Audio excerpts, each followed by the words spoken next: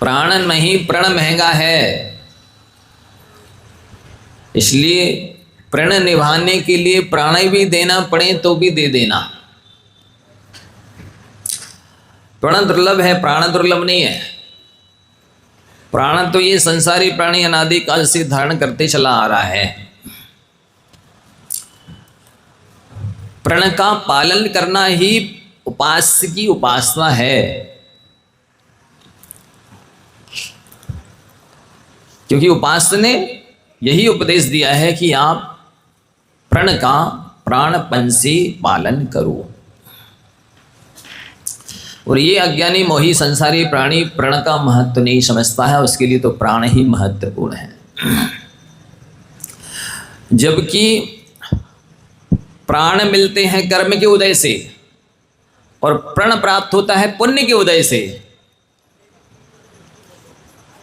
विशेष पुण्य के उदय से, पुण्यानुबंधी पुण्य के उदय से, सातिशय पुण्य के उदय से। और प्राण तो नारकी के पास भी है, प्राण तो पशुओं के पास भी है, प्राण तो अशैमी देवों के पास भी है, लेकिन प्रण मात्र पुण्यानुबंधी पुण्य वाले मनुष्यों के पास होता है। जो प्रण को प्राणों से ज़्यादा श्रेष्ठ समझते हैं, मूल्यवान समझते हैं, दुर्लभ समझते हैं, वे ही सच्चे मायने में अपने प्राणों की रक्षा कर पाते हैं। जिसने शुभम चक्रवर्ती की तरह अपने प्राणों की रक्षा करने के लिए प्रण को छोड़ दिया, पंच परमेष्टि को छोड़ दिया, तो ना वो प्राणों की रक्षा कर पाया, ना प्रण की रक्षा कर पाया।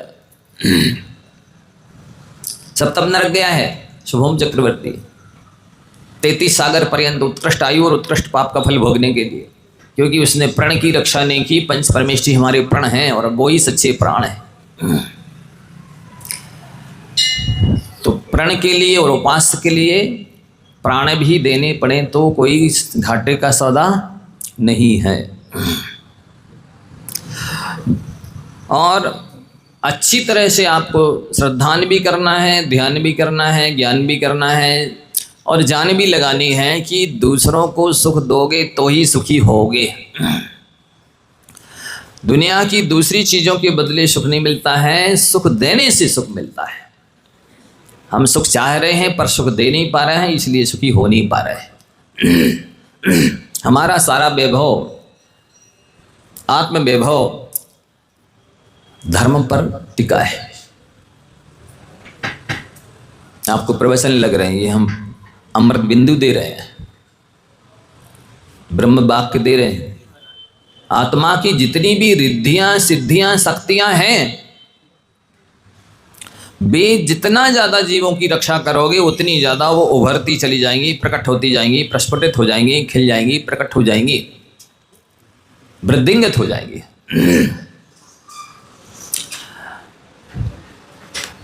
वस्तुतः दो ही काम करने लायक हैं इस जीवन में, या तो कठोर तपस्या करो या फिर तन मन धन का उत्सर्ग करके परोपकार करो। या तो कठोर तपस्या करो या फिर तन मन धन का उत्सर्ग करके परोपकार करो। इससे बड़ा कोई धर्म नहीं है। ये तीर्थंकर प्रकृति के बंध के लिए कारण है। तो यहाँ हिंसा के प्रसंगों की चर्चा करने के बाद अब क्या अहिंसा और क्या हिंसा है, इसका सूक्ष्म विवेचन अभी और भी विस्तार बाकी बचा है, आगे बताएंगे, लेकिन आप स्वयं नहीं समझ पाएंगे। कौन समझाएगा? अगली गाथा नंबर 58, 58 नंबर गाथा देखिए। इति विविध भंग गहने सुदुस्तरे मार्ग मोड़ दृष्टिनाम गुरवो भवन्ति शरणम प्रबुद्धने चक्र संचाराः इति विविध भंग गहने सुदुस्तरे मार्ग मोड़ दृष्टिनाम गुरवो भवन्ति शरणम प्रबुद्धने चक्र संचाराः।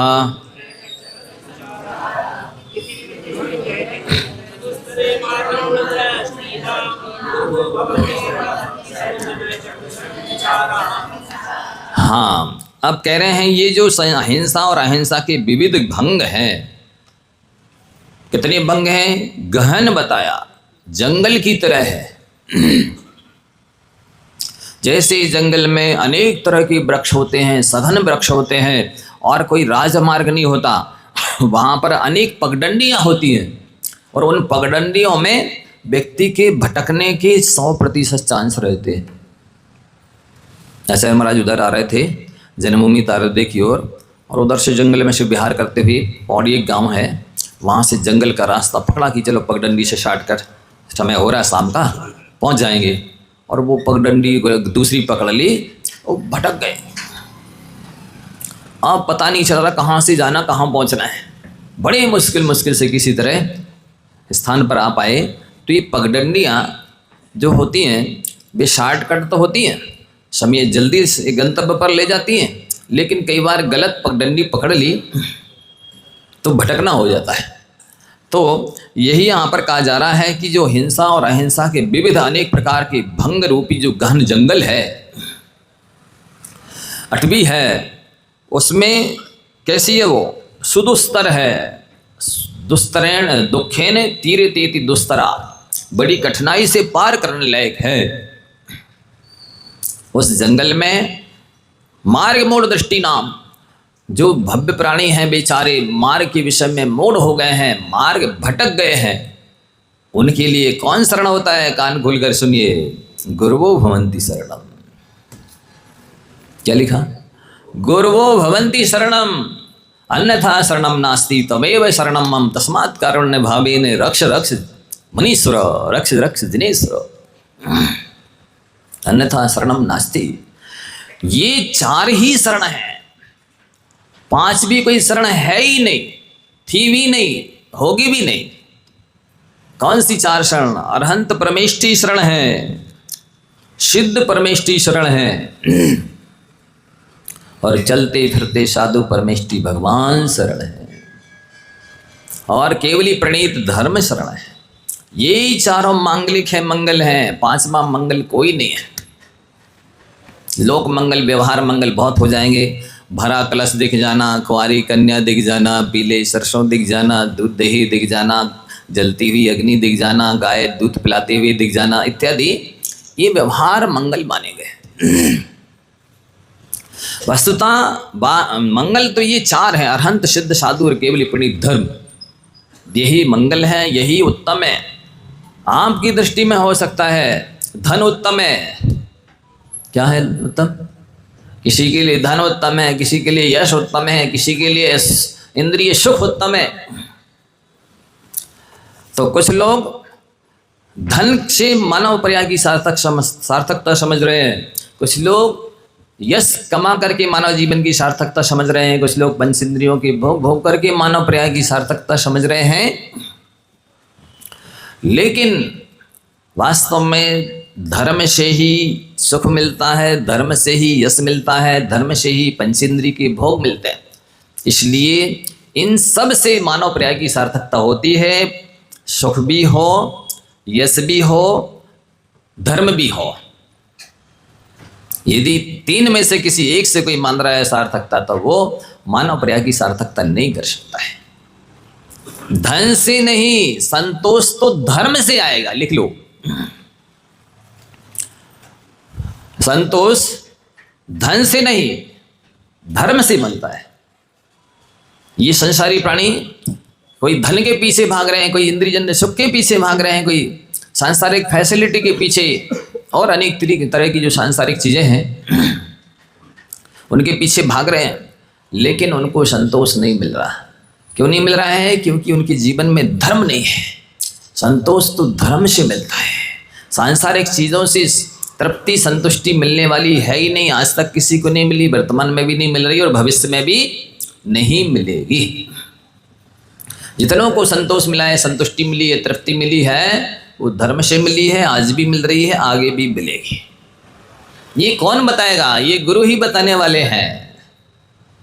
इसलिए आपको गुरुओं की शरण में आनी चाहिए। यदि देखो, एक तो ये पंचम काल है, दुखमा काल है, हुंडा और सर्पणी काल है, विचित्र काल है। यहाँ वैसे भी अच्छे लोग कम हैं, अच्छे गुरु भी कम हैं। इतना शिष्टाचार और भ्रष्टाचार है, ऐसी घोर कली काल में सच्चे गुरु, ज्ञानी वैरागी गुरु मिलना भी बड़े भाग्य की बात है, बड़े पुण्य की बात है।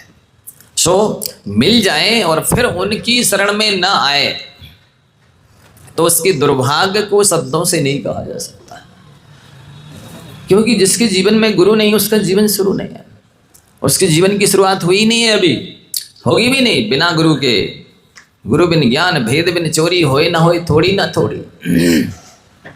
गुरु के बिना ज्ञान और भेद के बिना चोरी कोई कर नहीं सकता। कुछ ना कुछ तो सेंध, कुछ ना कुछ तो पहले से मिलना चाहिए भेद। तो यहाँ पर कहा जा रहा है कि इन विविध भंगों में क्या अहिंसा है और क्या हिंसा है, कहाँ पर कितने अंशों में पुण्य बंद होता है, कितने अंशों में पाप का बंद होता है। असन में पाप बंद कम है, व्यसन में पाप बंद पूरा है। असन आवश्यक है, व्यसन आवश्यक नहीं है। संसारी प्राणी व्यसन में पड़ा है, इसलिए पाप का बंद कर रहा है। वो यदि पेट भरने के लिए प्रसाद करे तो उतना पाप नहीं करना पड़ेगा जितना उसे पेटी भरने के लिए पाप करना पड़ता है। पेट भरने के लिए व्यक्ति को उतना निर्दयी और क्रूर नहीं बनना पड़ता है, पेटी भरने के लिए निर्दयी और क्रूर बनना पड़ता है। तो यहाँ पर द्वादशांग जिनवाणी माता के अंतर्गत केवल ज्ञानी की दिव्य ध्वनि में, जो दिव्य ध्वनि में सार खिरा, उन्होंने पहलो आचारांग बखानो, आचारा परमो धर्मा। आचरण से चरण और मरण दोनों पूज्य हो जाते हैं और सार्थक हो जाते हैं। लिखो डॉक्टर साहब। अरे आचरण से चरण पूज्य हो जाते हैं और मरण भी पूज्य हो जाता है, और चरणों का पाना भी सार्थक हो जाता है, और मरण भी सार्थक सफल हो जाता है, और यहाँ तक कि मानव पर्याय भी सार्थक हो जाती है। तो वो आचरण कौन सा है? अहिंसा का आचरण ही सबसे बड़ा आचरण है। जहाँ अहिंसा नहीं है, दया नहीं है, वो आचरण तो आचरण नहीं है, कदाचरण है। वो आचरण नहीं, दुराचरण है। जहाँ पर दया की सिद्धि ना हो, जहाँ पर अहिंसा की सिद्धि ना हो, ये गुरु भी ही बताएंगे। सारे संसारी प्राणियों की दृष्टि पर में लगी है। पर में मतलब शरीर भी पर है, स्त्री पुत्री भी पर है, मकान दुकान भी पर है, जितनी भी फैसिलिटी है, सांसारिक चीजें सब पर हैं। और गुरु कह रहे हैं जब तक आपकी दृष्टि पर में रहेगी आप परास्त होते रहेंगे। देख लो, यदि परास्त नहीं होना तो पर में दृष्टि रहेगी तो परास्त होगे, हमेशा पराधीन रहोगे, दुखी रहोगे। सुखी तो स्वाधीन, स्वावलंबी, स्वाश्रित व्यक्ति होता है। आप एक एक चीज के लिए पराधीन है। 4 कदम चलना है तो स्कूटर चाहिए, 4 व्हीलर चाहिए, आपको कुछ भी चाहिए, हर चीज में दूसरे का आलम्बन लेना पड़ता है। पराधीन सपने सुगनाई। जो जितना ज्यादा सुविधा भोगी है वो उतना ज्यादा दुविधा में, और वो उतना ज्यादा पराधीन है, और उतना ज्यादा दुखी है। ये सूत्र है, इनको उतारना पड़ेगा, समझना पड़ेगा। कैसे हम सुखी बनेंगे? सुख यहाँ है, यहाँ कहाँ? यहाँ हमारे पास नहीं, आप सबके पास नहीं। कहो आए महाराज जी के आए, आ जाओ, चलो ले लो महाराज जी से। आप सबके हृदय में, आत्मा में है सुख। परमय दृष्टि जब तक रहेगी तब तक आप परास्त होते रहेंगे, हारते रहेंगे, दुखी होते रहेंगे, पराधीन रहेंगे, दुर्गति में जाएंगे। मुनि महाराज क्यों सुखी है? क्योंकि हर तरह से स्वावलंबी, स्वाधीन है, स्वतंत्र है। स्वच्छंद नहीं, स्वतंत्र। स्वच्छंद में और स्वतंत्र में अंतर है। स्वच्छंद तो होता है असंयमी, और स्वतंत्र होते हैं संयमी। स्वतंत्र होता है अज्ञानी, और स्वतंत्र नहीं, स्वच्छंद होता है अज्ञानी, और स्वतंत्र होते हैं ज्ञानी। इसलिए इनको आपको समझना है। इन्होंने कहा गुरुवो भवन्ति शरणम प्रबुद्ध नय चक्र संचारा। जिन्होंने नयों के समूह को पढ़ा है, सुना है, समझा है। नय क्या है? नयन है ये, नयन। जैसे आप नयन के बिना नहीं चल पाते हैं, नयन के बिना नहीं देख पाते हैं, वैसे ही नयों के बिना तो जैन धर्म को समझना असंभव है। नए है यानी अपेक्षा, विवक्षा, दृष्टिकोण, अभिप्राय, एक एंगल। कितने सिनोनिम पर्यायवाची नाम दे, समझ में आ रहा ना किसी से? नए क्या है? विवक्षा है, अपेक्षा है, दृष्टिकोण है, अभिप्राय है, उद्देश्य है, लक्ष्य है। तो ये जब तक आप नहीं समझेंगे, देखो गुरुत्वाकर्षण दो तरह के होते हैं। एक गुरुत्वाकर्षण तो वो है जो आप कोई भी चीज को ऊपर फेंको वो नीचे को गिरती है, और एक गुरु का आकर्षण होता है। गुरु जब आपको खींचते हैं ना तो आपकी ऊर्ध्व गति होती है। गधों को मात्र बाद में समझ में आता है, बाकी जानवर जल्दी समझ जाते हैं।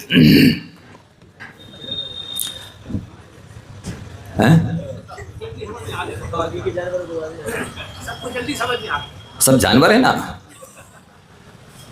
मतलब जानवर का पशु नहीं होता है। आप लोग स्वयं के तो तू मेरी जान मैं तेरा पर, दोनों मिलके जानवर। क्यों वकील साहब, सही कह रहे ना? ठीक से पर भी करना। हाँ, तो ये गुरुत्वाकर्षण है। गुरुत्वाकर्षण के चक्कर में सारी दुनिया है, लेकिन उस गुरुत्वाकर्षण के चक्कर में है जो नीचे ले जाता है, जिसके निमित्त से इस जीव की अधोगति होती है। जिन गुरुओं के आकर्षण से ऊर्ध्व गति होती है उन गुरुओं से वो दूर रहता है। मिथ्या दृष्टि अज्ञानी दूर भव्य जो होता है। महाराज के पास नहीं चले जाना, नहीं तो कोई नियम दे दे। मतलब ये है कि यदि नियम से नहीं बंधे हैं तो नरक से तो बंधना है, या बंध गए हैं, दो कोई हो सकते हैं। सम्यक दर्शन तो दुर्लभ ही है, इतनी सुलभ सरल चीज नहीं है। और वस्तुतः देखा जाए सम्यक दृष्टियों के लिए तो व्रत हितकारी है ही, ज्यादा विशेषकर हितकारी व्रत मिथ्या दृष्टियों के लिए ज्यादा है। क्यों? क्योंकि सम्यक दृष्टि की तो अधोगति होनी नहीं है। जैसे सम्यक दर्शन हो गया, वो बेमानिक देवों में, श्रेष्ठ देवों में जन्म लेता है, नरक वो जाता नहीं, पशुगति में वो जाता नहीं है, घटिया मनुष्य में वो उत्पन्न होता नहीं, उसको तो श्रेष्ठ स्थान ही मिलना है। और वो व्रत ले ले तो और श्रेष्ठ स्थान मिले, वो जल्दी सिद्ध हो जाएगा। लेकिन जब तक कि सम्यक दर्शन बहुत दुर्लभ चीज है, ये सब संसारी प्राणी देवशास गुरु की आराधना करते हैं, सब सम्यक दृष्टि बन जाए, तो क्या हम लोग नहीं है? नहीं है। नरसिंहपुर वाले की बात नहीं कर रहे, इसलिए नहीं है कि ये केवल सारे संसार को तो अपने स्वार्थ का साधन बनाते ही हैं, लौकिक स्वार्थ, शारीरिक स्वार्थ। ये मोही अज्ञानी जीव देवशास गुरु को भी अपने शारीरिक और लौकिक स्वार्थ की सिद्धि का साधन बनाते हैं, इसलिए सम्यक दृष्टि नहीं हो सकते।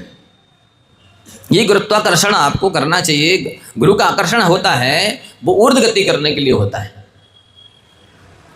बहुत बड़ी चीज है। गुरु ब्रह्मा, गुरु विष्णु, गुरुदेवो महेश्वरा, गुरु साक्षात परम ब्रह्म तस्मै श्री गुरुवे नमः। ये सामान्य भक्त नहीं है, ये द्वादशांग का सार है। इसमें सही सच्चे गुरु होवे, विज्ञानी वैरागी गुरु ब्रह्मा के तुल्य होते हैं।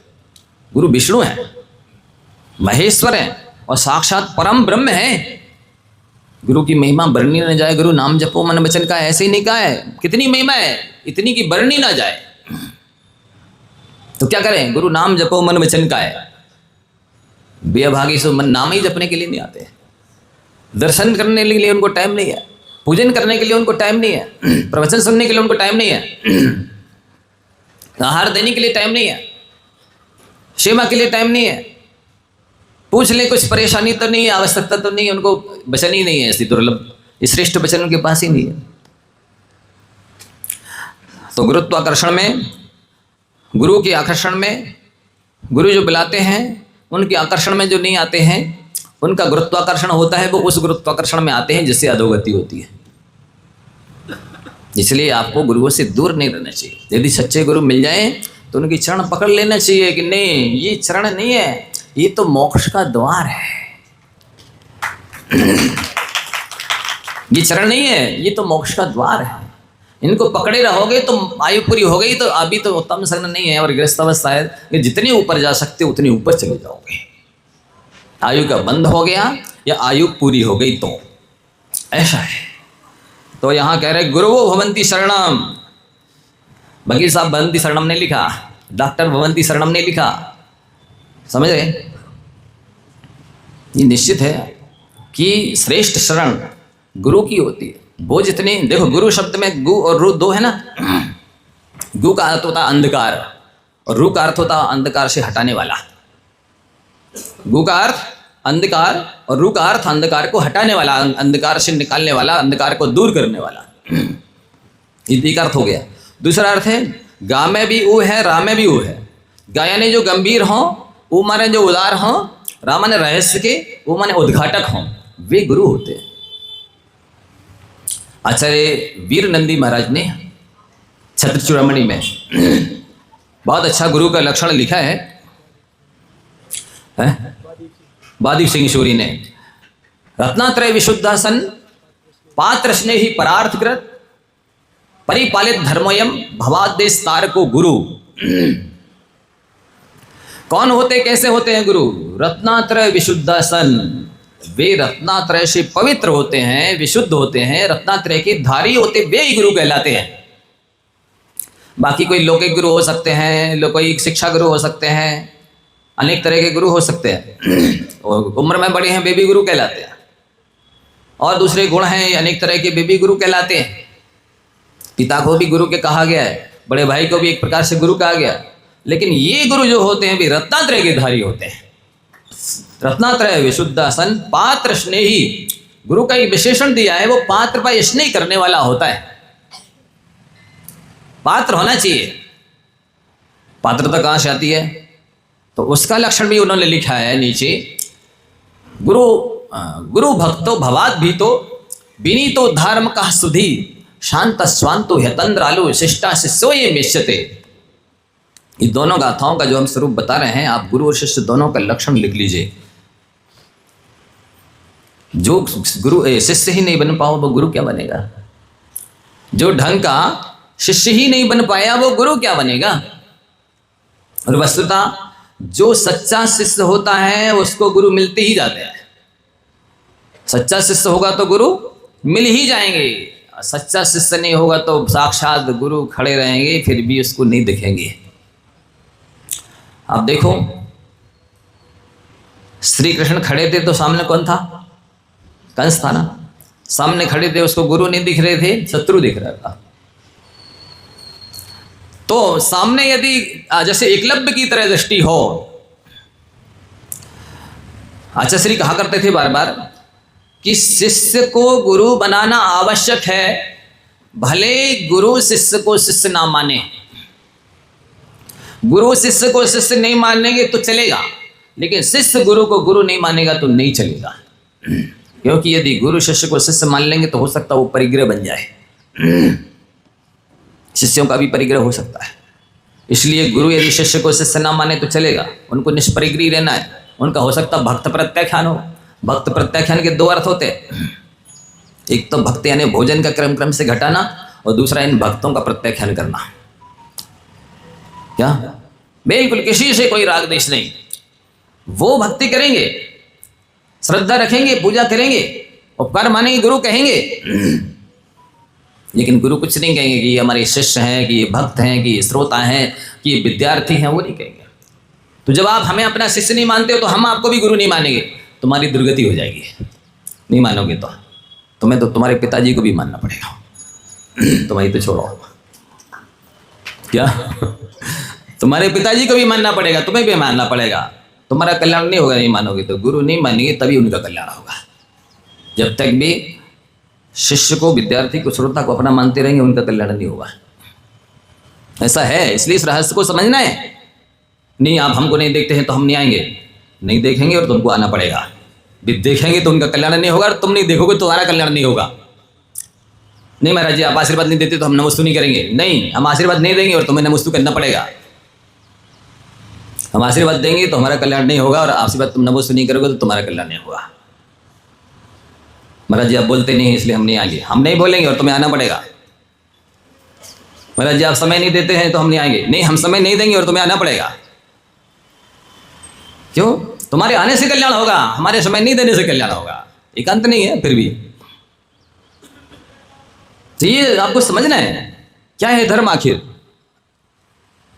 यदि निकट भव्य हो एकलव्य हो, आप पाप से दूर रहे। आचार्य महाराज ने लिखा है निकट भव्य हो एकलव्य हो। वाकई में उस एकलव्य का कितना अनादर तिरस्कार किया गुरु ने। जाओ तुम शूद्र हो, तुमको हम विद्या नहीं देंगे, हम क्षत्रियों को भी दे देते हैं। गुरुदेव आप मुझे शिष्य मत मानिए, आप मुझे भगा दीजिए। आप मुझे भगा सकते हैं पर मेरे हृदय से आप नहीं भग सकते हैं।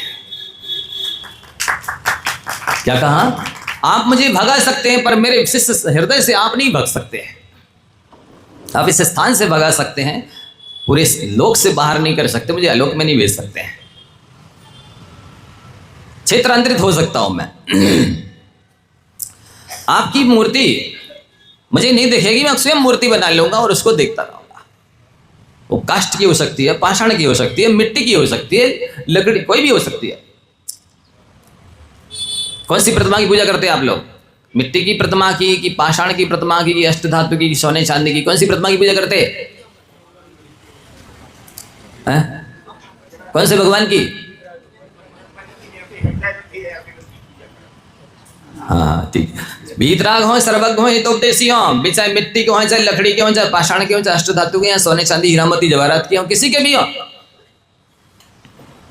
धातु से मतलब नहीं है, हमें भीतरागता से मतलब है।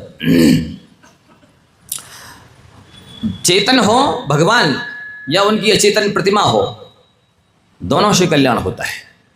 ऐसा नहीं है कि भगवान जी आचार्य चले गए हमको छोड़ करके तो हमारा कल्याण नहीं होगा। नहीं चलेगा, भी शरीर से, पार्थिव शरीर से चलेगा, हमारी श्रद्धा से थोड़ी चले गए। श्रद्धा से तो आज भी हमारे हृदय में है, हमारे निकट है, हमारे पास और साथ जा नहीं सकते। कैसे चले जाएंगे?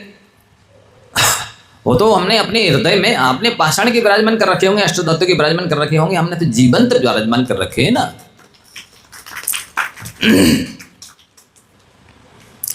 वे दीपक बुझा करते हैं जो तेज से जला करते हैं, हमारा तो वो दीप आस्था का दीपक है जिसे कोई आंधी और तूफान बुझा नहीं सकता है। तो गुरु भवंती शरणम, आप गुरु की परिभाषा समझ लीजिए, कौन से गुरु शरण होते हैं और शिष्य कैसा होता है। वस्तुतः गुरुओं की कमी नहीं है, अभाव नहीं है, अभाव है शिष्यत्व का, अभाव है विद्यार्थी का, श्रोता का, छात्र का। गुरु तो अभी भी मिल जाएंगे। आप सोचिए, एकलव्य ने प्रतिमा बना ली पाषाण की, लकड़ी की कोई भी, और द्रोणाचार्य ने अपनी इच्छा से हृदय से जैसे सामने बिठा करके श्रेष्ठ धनुर्धर बनाना चाहा, इच्छा भी की, भावना भी की, प्रसाद भी किया, सामने भी रखा और सिखाया भी, लेकिन वो श्रेष्ठ धनुर्धर ना बन सका जितना श्रेष्ठ एकलव्य धनुर्धर बना, क्योंकि उसकी श्रद्धा भक्ति ज्यादा थी। वो श्रेष्ठ बनता है जिसकी श्रद्धा भक्ति समर्पण ज्यादा होता है। आप एक वाक्य लिख लीजिए, ब्रह्म वाक्य, योग्यता महत्वपूर्ण नहीं होती है, पूज्यता महत्वपूर्ण नहीं होती है, योग्यता महत्वपूर्ण होती है। पूज्य बनना चाहते हैं लोग, हम बड़े हम बड़े हम बड़े, नहीं, ज्येष्ठ मत बनो, श्रेष्ठ बनो। जो श्रेष्ठ होता है तो वो ज्येष्ठ तो अपने आप बन जाता है। जो ज्येष्ठ होगा वो श्रेष्ठ होगा, ऐसा कोई नियम नहीं है, पर वो जो श्रेष्ठ होगा वो ज्येष्ठ नियम से होगा, ये नियम है।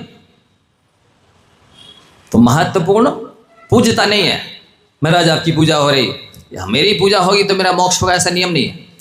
पर यदि मेरे पास योग्यता होगी तो मेरा मोक्ष अवश्य होगा, चाहे आप पूजा करें चाहे नहीं करें। आपकी पूजा से मेरा मोक्ष निश्चित नहीं है, मेरी योग्यता से मेरा मोक्ष निश्चित है। इसलिए आप पूज्यता के चक्कर में ना पड़ें, योग्यता बढ़ाएं, योग्यता महत्वपूर्ण है। तो गुरु भक्तों सबसे पहला विशेषण है शिष्य का, छात्र का, विद्यार्थी का, श्रोता का, कि वो गुरु भक्त हो। कैसा गुरु भक्त? एक बार जैसे गुरु गृहस्थाचार्य होते हैं ना, कई बार जो लौकिक शिक्षक होते हैं, वो अपने सारे विद्यार्थियों में से एक विद्यार्थी पर विशेष स्नेह भक्ति वो रखते थे, वात्सल्य। सो वो जो गुरु माता थी बोली, आप ऐसा पक्षपात क्यों करते हैं? सारे श्रोता विद्यार्थी शिष्य हैं, ये सब आपके पास आते हैं, पढ़ते हैं, लिखते हैं, आपके तो सभी शिष्य हैं, आप एक पर विशेष वात्सल्य करते हैं, विशेष आशीर्वाद रखते हैं, सब पर क्यों नहीं रखते हैं? अब उनको उत्तर में बता देंगे, कुछ नहीं कहा उस समय तो, अब पैर में ऐसा एक फोड़ा बांध के आ गए। अब सारे विद्यार्थी आए, श्रोता शिष्य पढ़ने के लिए। उसी समय गुरु बैठे थे। गुरु जी क्या हो गया? अरे बेटा फोड़ा हो गया है। तो कैसे ठीक होगा? अरे वो वैद्य ने बोला है इसको चूसना पड़ेगा तब ठीक होगा। कैसे ठीक होगा? चूसना पड़ेगा इसको तब ठीक होगा। अब सारे श्रोता विद्यार्थी शिष्य जो थे, भक्त, धीरे धीरे बहाना बना के खिसक गए। एक बचा वही विद्यार्थी जिस पर विशेष वात्सल्य स्नेह गुरु का था, कृपानुकंपा थी। आके चूसने लगा, गुरुजी हम ठीक कर देते, अभी चूस लेते हैं। चूस लिया, बाद में क्या निकला, वो तो आम था, उसमें से गोई निकली। परीक्षा हो गई कि कौन सच्चा भक्त है, श्रोता है, शिष्य है, छात्र है। ऐसा गुरु भक्त होना चाहिए जो जैसा वो फोड़ा चूसने वाला विद्यार्थी था। परीक्षा तो हो जाती है कि ना एक दिन, कहने से कुछ नहीं होता है कि अरे हमारा भजन सब नारा संगन होता तो हम भी हनुमान की तरह सीना चीर के दिखा देते कि देखो गुरुदेव आप बैठे मेरे हृदय में। कह के नहीं करके दिखाओ। क्या कहा? कह के नहीं करके दिखाओ। गुरु भक्तो ऐसा होना चाहिए गुरु के प्रति भक्ति कि अपना सब सुख छोड़ दे वह, अपना समय श्रम बुद्धि का कोई महत्व नहीं है, गुरुदेव का महत्व है। उनके लिए दिए गए समय श्रम बुद्धि सब कुछ सार्थक है। ये मानसिक विनय कहलाती है। गुरु के प्रति जो श्रद्धा है वो आज्ञा सम्मिक्त है, उनकी आज्ञा का पालन करना आज्ञा सम्मिक्त है। श्रद्धा होना आज्ञा सम्मिक्त है और पालन करना आज्ञा विषय धर्म ध्यान है। देव शास्त्र गुरु तीनों बराबर माने गए। आप बताइए, ठौना पर 3 रखते, ठौना पूजा करते हैं, गुरु का थोड़ा नीचा, शास्त्र का थोड़ा उससे ऊपर और देव का और ऊंचा, ऐसे 3 ठौने रखते हैं कि देव शास्त्र गुरु तीनों को उसी ठौने पर विराजमान करते हैं। ये क्या सिद्ध करता है कि तीनों बराबर है। बल्कि कई जगह तो शास्त्रों में गुरु को श्रेष्ठ बताया है कि जो काम देव नहीं कर सकते क्योंकि वो अचेतन प्रतिमा है, जो काम शास्त्र नहीं कर सकते क्योंकि वो शिष्य के पास पढ़ने की क्षमता नहीं है, स्वयं समझने की क्षमता नहीं है, जो काम तीर्थ नहीं कर सकते उससे बढ़कर काम गुरु कर सकते हैं। ये गुरु प्रेरक निमित्त है, ये जीवंत मोक्ष मार्ग है, ये हितैषी है, शुभचिंतक है, गार्जियन है। इनसे बड़ा उपकारी 3 लोक में कोई है ही नहीं। गुरु को भवंती शरणम इसीलिए लिखा है। तो गुरु भक्त तो आप सब अपने अपने हृदय में देख लेना जरा, ये थर्मामीटर दे रहे हैं लगा के, ये बाकी में हमारे अंदर गुरु भक्ति है। और गुरु भक्ति होती तो पूरा चतुर्मास निकल जाता और एक बार भी आप आके ना पूछते कि महाराज की परेशानी तो नहीं है, कोई आवश्यकता तो नहीं है, यदि मेरा कुछ तन मन धन समय श्रम बुद्धि आपके चरणों में लग जाए, आपकी काम में आ जाए तो मैं धन धन कृत हो जाऊँ। पूछ लेना जरा अपने आप से कितने बार आके पूछा है? यदि नहीं पूछा तो ऐसे नकली शिष्यों को सम्यक दर्शन होगा। आर्टिफिशियल ये फूल किस काम के हैं, देखो जरा, देखने दिखाने के। आ रही खुशबू इनमें से है? आ रही, इन फूलों में से आ रही खुशबू, बोलो, देख लो, हो जाओ संतुष्ट। हाँ देख, लाल लाल खिले दिख रहे हैं, सफ़ेद भी है। बस इनसे काम नहीं चलने वाला है। आर्टिफिशियल मुस्कुराते चेहरे तो हमें बहुत दिखते हैं। नमस्ते महाराज जी, नमस्ते, आशीर्वाद दे जाइए। हाँ ले लो बेटा, आओ ले लो आशीर्वाद। कहीं रोक दो, स्पीडे बहकर बन जाओ, जहाँ मिल जाओ वहीं चरण पकड़ लो। गुरुदेव गिर पड़े, दांत टूट जाए तो टूट जान दो, सिर फूट जाए तो फूट जान दो, आपको देरी हो जाए तो हो जान दो, हमारे तो चरण छू ही लेन दो। ये स्पीड ब्रेकर भक्त बहुत खतरनाक होते हैं, जहाँ कहीं रोक ले रहे हैं। आप बताइए कितना उसके अंदर विवेक है, कितनी विनय श्रद्धा भक्ति है जो गुरु को चलते हुए गुरु के पांव पकड़ ले, उनका रास्ता रोक दे, उनकी स्पीड रोक दे, उनकी गति रोक दे। कितना विवेकी होगा वो भक्त। आप अनुमान लगाइए जरा। गुरु के स्थान पर जाकर भक्ति करना चाहिए कि जहाँ मिल जाए वहीं चरण पकड़ लेना चाहिए। है गुरु के स्थान पर आए कि अच्छे बैठ जाए, वो समाधान हो करके फिर अच्छे से हम भक्ति का राष्ट्र द्रव्य चढ़ा करके कि पंचांग नमस्कार करें, कि द्रव्य चढ़ाएं, फिर कायसर करें, कि परिक्रमा करें। किया कभी? जहाँ मिल गए वहीं पाँव पकड़ लिया। अब गिर जाओ, चाहे लघु शंका लग रही हो या आपको तो यहीं कर लो लघु शंका, चाहे शौच हो रही हो लग रही हो तो यहीं कर लो शौच, और चाहे थक गए हो, खड़े होने की हिम्मत हो चाहे न होवे, आप हमें तो पाँव पकड़ लेने दो। महाराज जी आप हमें भक्ति नहीं करने दे रहे, नमस्ते नहीं करने देते हो। कोई हम उपसर्ग महा उपसर्ग है, ये भक्ति नहीं है, ये भी एक पूर्ण है कार्य। आप स्थान पर जहाँ गुरु विराजे हैं वहाँ बसती का में, उपाश्रम में, संत भवन में आइए। कभी चढ़े धर्मशाला में जाने का तो त्याग है महाराज जी हमारे, ये हमारा नियम पक्का पल रहा है महाराज जी, इसको तो हम पालते रहेंगे, धर्मशाला में नहीं जाएंगे। महाराज को मच्छर काट रहे हों, चाहे वो पानी आ रहा हो, चाहे ठंडी लग रही हो, चाहे कोई परेशानी हो रही हो, महाराज आपको तो कोई काम ही नहीं, हमें कितने सारे काम हैं। ये भक्तों की पहचान है, शिष्यों की, श्रोताओं की, गुरु भक्तों की। आप स्वयं अपने सीना पर हाथ रख के पूछो मैं सम्यक दृष्टि हूँ? काल नहीं हो सकते, ये सम्यक दृष्टि नहीं हो सकते, ये कृत्रिम है। ये तो केवल कर्ज लेते चले जा रहे हैं, गुरुओं का उपकार लेते चले जा रहे हैं, ये बुजुर्गों का, अपने हितैषियों का, शुभ चिंतकों का उपकार लेते चले जा रहे हैं। तो केवल परलोक में चुकाएंगे, बाद में जाकर के, यहाँ नहीं चुकाएंगे। मुझको कुछ चाहिए नहीं है, ब्रह्म नहीं रहना, मुझको एक पेंसिल भी नहीं चाहिए आपसे, किसी भी चीज़ की परेशानी भी नहीं है। आपकी भक्ति की पहचान बता रहा हूँ। कि कितनी श्रद्धा भक्ति समर्पण है आपका, कितना ख्याल रखा आपने, कितने बार आके पूछा कोई आवश्यकता तो नहीं है, कोई परेशानी तो नहीं है, कोई डायरेक्ट में इनडायरेक्ट में पता लगाया कि क्या परेशानी, क्या जरूरत पड़ती है इनको, वो लग जाए, जबरदस्ती भी लग जाए, दे जाए, मना करने पर भी दे जाए। ऐसे कितने लोग हैं, एक आध दो उंगलियों पर गिनने लायक। अभी नाम ले देंगे तो ईर्ष्या हो जाएगी, जल जाओगे, बन जाओगे, सहन नहीं कर पाओगे। समझ रहे हो? स्वयं पूछो अपने आप से, कितनी गुरु भक्ति है जिनके दर्शन करने से करोड़ों जन्मों के पाप नष्ट होते हैं, जिनका स्मरण भी कल्याणकारी है, जिनकी आहार देने पर कई भव सुधर जाते हैं, अनेकों भवों का सुख मिल जाता है और मोक्ष मिलता है बाद में। ऐसे गुरुओं के लिए कितनी उदारता है। बेटे नाती पुते को तो निकाल के दे लिया 500 का, ले बेटा ले, आप फास्ट फूड खा लो, इनडायरेक्ट में बिस्टा है, खा लो बेटा, इससे अजरमल हो जाओगे, दे दोगे। गुरुओं के प्रति कितना समर्पण है, कितनी श्रद्धा भक्ति है। तो जब नहीं है तो कैसे आपकी दुर्बुद्धि भगे, कैसे ज्ञानावरण कर्म का सेवसम हो गए।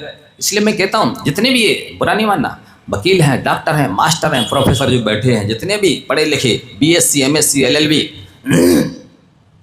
इन सबको मेरी कक्षा में, पहली कक्षा में नाम लिखाना चाहिए मेरे स्कूल में। क्योंकि इनके प्रश्न करने की स्टाइल से, बैठने की स्टाइल से, बोलने की स्टाइल से, आचार विचार से मैंने सब इनकी गहराई नाप ली है।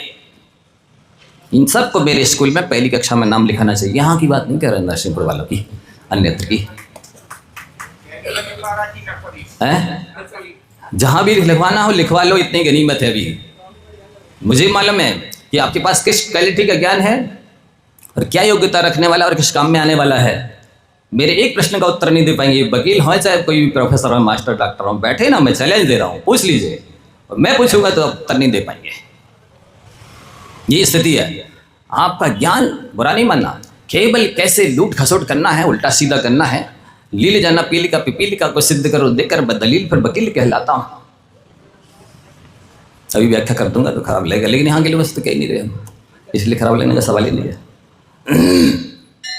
ये स्थिति है, किस क्वालिटी का ज्ञान है, किस काम में आने वाला ज्ञान है। ये आप उदरम भरी विद्या है, आपके पास पेट भर सकते हो, या अर्थकरी विद्या है, केवल आप लूट खसोट कर सकते हो, दूसरों का पैसा अपने जेब में रख सकते हो, ये विद्या है आपके पास। आपके पास संसार चलाने वाली और संसार बढ़ाने वाली विद्या है।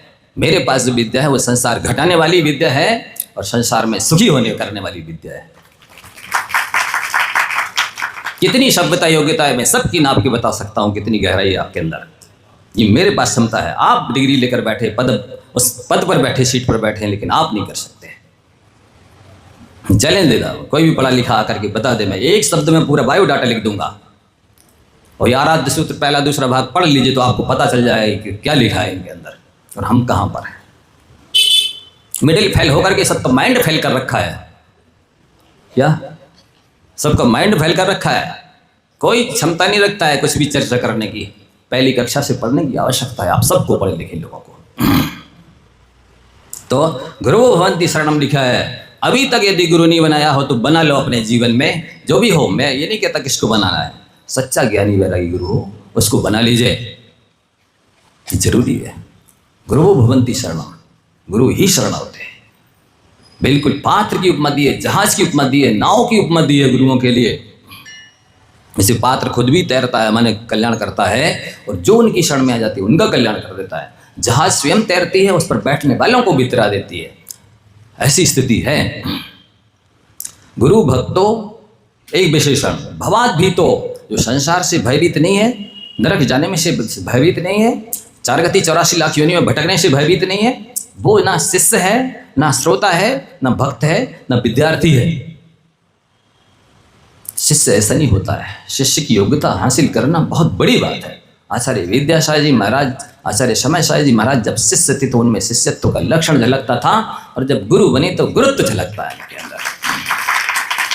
वे उस पद पर बैठ करके शोभायमान नहीं हुए हैं, वो पद उनसे गौरवान्वित हो गया है। ऐसा व्यक्तित्व हासिल करो बंधुओं, ये पुरुषार्थ है।